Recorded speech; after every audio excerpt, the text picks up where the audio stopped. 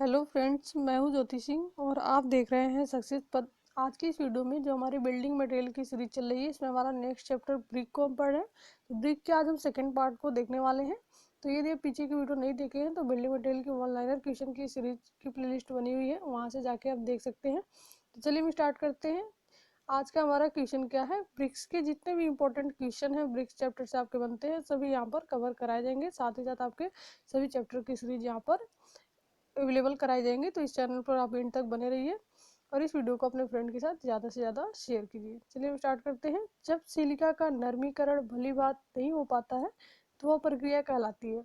वह प्रक्रिया आपकी प्रारंभिक रूपांतरण कहलाती है, जब सिलिका का नरमीकरण भली बात नहीं हो पाता है। जितने भी क्वेश्चन यहाँ पर बताए जाएंगे सभी आपके मोस्ट इंपॉर्टेंट क्वेश्चन है जो आपके कॉम्पिटिटिव एग्जाम में पूछे जाते हैं। नेक्स्ट हमारा है, जब सिलिका का नरमीकरण भली भांति हो जाता है तो वह क्रिया कहलाती है। जब हो जाता है तो उसको हम क्या कहते हैं, पूर्ण रूपांतरण बोलते हैं। नेक्स्ट हमारा है, पूर्ण रूपांतरण जोन में ताप होता है। पूर्ण रूपांतरण जोन में आपका टेम्परेचर कितना होता है, तो 1000 से 1200 डिग्री सेंटीग्रेड होता है। नेक्स्ट क्वेश्चन है, जब सिलिका का नरमीकरण आवश्यकता से अधिक हो जाता है तो वह प्रक्रिया कहलाती है। आवश्यकता से अधिक हो जाएगा तो आपकी क्या कहलाएगी, चिपचिपा रूपांतरण कहलाएगी। नेक्स्ट हमारा है, क्लैंप यानी कि पजावा का लाभ है कि यह रखता है कम प्रारंभिक लागत। जो आपका advantage of clamp is that is है, यानी कि जो पजावा आपका होता है उसका क्या लाभ है, ये क्या रखता है, तो ये कम प्रारंभिक लागत इसमें लगती है। नेक्स्ट हमारा है, जलाने के समय ताप को नियंत्रण किया जा सकता है। किसमें, भट्ठे में। जलाने के समय ताप को हम भट्ठे में नियंत्रण कर सकते हैं। नेक्स्ट हमारा है, ईंट को पकाने में कोयले का प्रयोग करते हैं। तो पत्थरी कोयला का हम प्रयोग करते हैं ईंट को पकाने में। ईंटों को पकाया जाता है किसमें, क्लैंप या भट्ठे में। नेक्स्ट हमारा है, ईंटों को पकाने के लिए प्रयोग की जाने वाली अस्थायी संरचना है। ईंटों को पकाने के लिए जो हम अस्थायी संरचना का प्रयोग करते हैं तो हमारा क्लैंप होता है।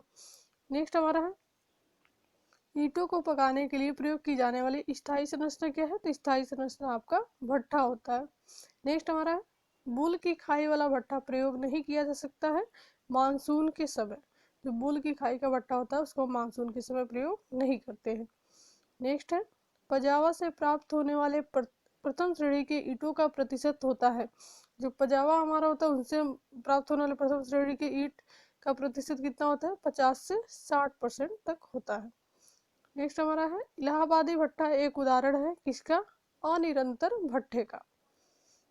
नेक्स्ट क्वेश्चन है, अर्ध निरंतर भट्ठे का उदाहरण है बुल का खाई वाला भट्ठा।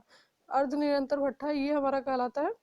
नेक्स्ट हमारा है, निरंतर भट्ठे का उदाहरण है हाफमैन भट्ठा। ये भी आपका निरंतर भट्ठे का ही उदाहरण है। नेक्स्ट हमारा है, हाफमैन और बुल का खाई भट्ठे में ईंट पकाने का समय है।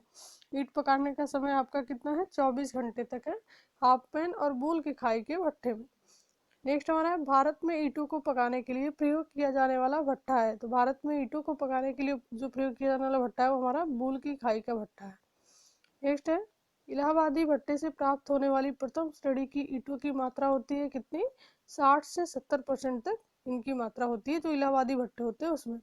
नेक्स्ट हमारा है, बुल की खाई भट्टे से प्राप्त होने वाली प्रथम श्रेणी की ईंटों की मात्रा कितनी होती है, 70 से 80%। अगर बुल की खाई के भट्टे में हम ईंट को पकाते हैं तो उसमें आपकी 70 से 80% प्रथम श्रेणी की ईंटों की मात्रा प्राप्त होती है। नेक्स्ट हमारा है, हाफमैन भट्टे से प्राप्त होने वाली प्रथम श्रेणी की ईंटों की मात्रा कितनी होती है, 80 से 90% तक होती है जब हम हाफमैन भट्टे में इनको पकाते हैं।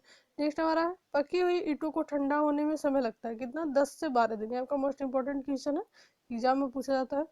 पकी हुई ईंटों को ठंडा होने में 10 से 12 दिन का समय लगता है। नेक्स्ट है, ईंटों को पकाने के लिए आवश्यक ताप होता है। ये भी आपका इंपॉर्टेंट क्वेश्चन है। 1000 से 1200 डिग्री सेंटीग्रेड तक का ताप आवश्यक होता है ईंटों को पकाने के लिए। ईंट का संपीड़न सामर्थ्य ज्ञात करने के लिए किया जाने वाला परीक्षण है। संपीड़न सामर्थ्य परीक्षण हम करते हैं, कंप्रेसिव स्ट्रेन टेस्ट करते हैं ईंट की संपीड़न सामर्थ्य ज्ञात करने के लिए। नेक्स्ट है, संपीड़न सामर्थ्य परीक्षण किया जाता है संपीड़न सामर्थ्य परीक्षण मशीन के द्वारा। नेक्स्ट हमारा संपीड़न सामर्थ्य परीक्षण में लगाए जाने वाले भार की दर क्या होती है, 140 kg पर सेंटीमीटर स्क्वायर पर मिनट होती है भार की दर।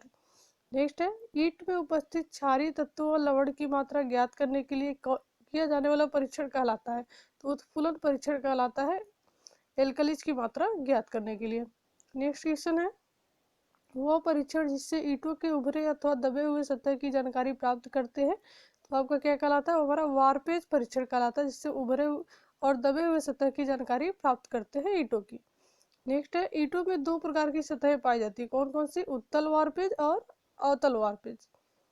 नेक्स्ट है, ईंट में उभरी या दबी हुई सतह के कारण क्या होता है, मिलावे की ज्यादा खपत होती है। यदि ईंट में आपकी उभरी या दबी हुई सतह है तो उससे हमारी मिलावे की खपत ज्यादा होगी।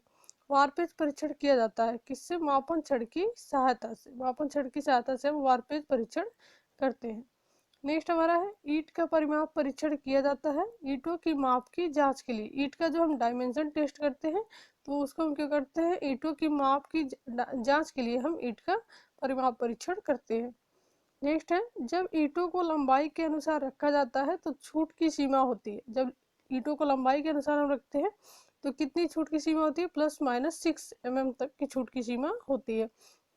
जब ईंटों को चौड़ाई के अनुसार रखते हैं तो छूट की सीमा कितनी होती है, तब हमारी +-3 mm तक होती है। नेक्स्ट है, परिमाप के अनुसार 20 ईंटों के लिए अनुमत लंबाई ली जाती है कितनी, 380 +-8 सेंटीमीटर। नेक्स्ट हमारा है, परिमाप के अनुसार 20 ईंटों के लिए अनुमत चौड़ाई ली जाती है, कितनी लेते हैं, 180 +-4 सेंटीमीटर तक चौड़ाई इनकी लेते हैं। नेक्स्ट क्वेश्चन है, जल अवशोषण परीक्षण में ईंटों को ठंडे पानी में रखा जाता है कितने देर के लिए, 24 घंटे के लिए। जो जल अवशोषण परीक्षण हम करते हैं ईंट का, उसमें ईंटों को हम ठंडे पानी में कितने देर के लिए रखते हैं, 24 घंटे के लिए हम रखते हैं। नेक्स्ट है, ईंटों की सामर्थ्य आधारित वर्गीकरण किया जाता है किस कोड के अनुसार, तो IS 3102 के अनुसार ईंटों की सामर्थ्य आधारित वर्गीकरण किया जाता है। अभी हम नेक्स्ट क्वेश्चन देखते हैं, 1 घन मीटर की ईंट चिनाई के लिए प्रतिमापक ईंटों की आवश्यक संख्या है 500। ये सबसे मोस्ट इंपॉर्टेंट है और ये बार बार आपके एग्जाम में पूछा जाता है। तो ईंटों की 1 मीटर क्यूब में ईंट की चिनाई के लिए प्रतिमापक ईंटों की संख्या कितनी होती है, 500 ईंट हमारे लगते हैं 1 मीटर क्यूब में। तो ये था आपका ब्रिक का वन लाइनर क्वेश्चन। तो नेक्स्ट वीडियो में हम नेक्स्ट चैप्टर के ऊपर बात करेंगे। तो ऐसे ही वीडियोज़ के लिए आप चैनल पर बने रहिए, और यदि आप चैनल पर नए हैं तो चैनल को सब्सक्राइब कर लें, बेल आइकन को प्रेस कर लें, जिससे कि हमारे नए वीडियो की नोटिफिकेशन आपको मिलती रहे।